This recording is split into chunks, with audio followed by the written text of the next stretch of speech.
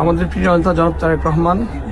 খালেদা জিয়ার মৃত্যুর পর বিএনপি চেয়ারম্যান পদটি শূন্য হয়ে গেছে। ভারপ্রাপ্ত চেয়ারম্যান তারেক রহমানই বিএনপি চেয়ারম্যান হচ্ছেন। তবে কবে, কখন এবং কোন প্রক্রিয়ায় তাকে চেয়ারম্যান পদে অধিষ্ঠিত করা হবে সে বিষয়ে এখনও দলীয়ভাবে সিদ্ধান্ত হয়নি। তবে ভোটের কারণে এ বিষয়ে দ্রুতই সিদ্ধান্ত নিতে হবে বিএনপিকে।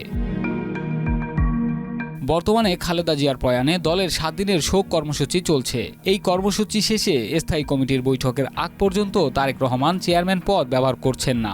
স্থায়ী কমিটির বৈঠকের পর এ বিষয়ে আনুষ্ঠানিক ঘোষণা দেবে বিএনপি। 4 গুণ শক্তিশালী এনজাইম ও অধিক ফেনা সমৃদ্ধ অরিক সিলভার ওয়াশ মাত্র 70 টাকায়। বিএনপির দায়িত্বশীল সূত্র জানিয়েছে, বিএনপির চেয়ারপারসন খালেদা জিয়ার মৃত্যুর পর দলের ভেতরে এখন সবচেয়ে সংবেদনশীল প্রশ্ন নির্বাচনী প্রচারে ব্যানার, ফেস্টুন, বিলবোর্ড, প্রচারপত্রে এবং ডিজিটাল পোস্টারে কার ছবি যাবে। নির্বাচন কমিশনের সঙ্গে আলোচনা করে এ বিষয়ে দ্রুত সমাধানে আসতে হবে বিএনপিকে।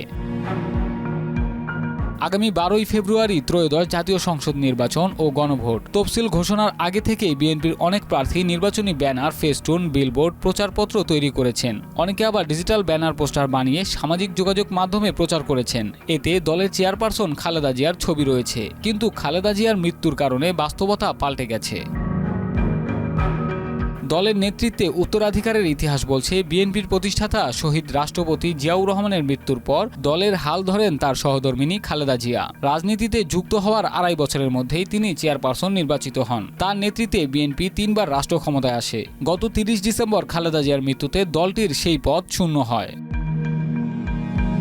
বিএনপির গঠনতন্ত্রের 8 গ ধারার 3 নম্বর উপধারায় বলা হয়েছে, যে কোনো কারণে চেয়ারম্যানের পদ শূন্য হলে সিনিয়র ভাইস চেয়ারম্যান অবশিষ্ট মেয়াদের জন্য চেয়ারম্যানের দায়িত্ব গ্রহণ করবেন। সেই অনুযায়ী 2018 সালের 8 ফেব্রুয়ারি খালেদা জিয়া কারাগারে যাওয়ার পর senior vice chairman Tarek Rahman ভারপ্রাপ্ত চেয়ারম্যানের দায়িত্ব পান। এখন খালেদা জিয়ার প্রয়াণে ওই একই ধারা অনুযায়ী তারেক রহমানই বিএনপির বর্তমান চেয়ারম্যান।